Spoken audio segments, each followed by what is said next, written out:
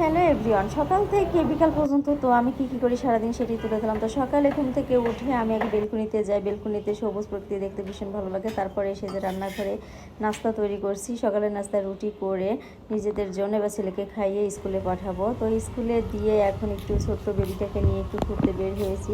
আসলে মাঝে মাঝে ঘুরলে একটু ভালো লাগে, না হলে সময় কাটে না। ছেলেকে স্কুলে দিয়ে কতক্ষণ বসে থাকা যায়। তো সেই ফাঁকে ভাবলাম একটু বাইরে যেয়ে একটু ঘুরে নিই, পরে ছেলের সময় হলে ওকে নিয়ে আসবো। তো ছোট্ট বেবিটা খুব বিরক্ত করছিল, তো ওই জন্যই ওকে বাইরে নিয়ে আসলাম একটু, যাতে করে ও বিরক্ত কম করে। তো এই যে উপরে উঠতে বাঘের সাথে একটু দেখা করতে চেয়েছিল, কিন্তু ভয় পেয়ে নিচে নেমে আসলো।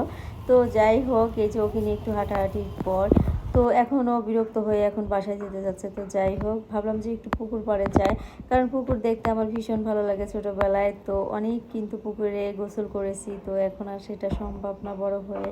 তো যাই হোক, চোখের দেখা দেখলেও কিন্তু খুব ভালো লাগে।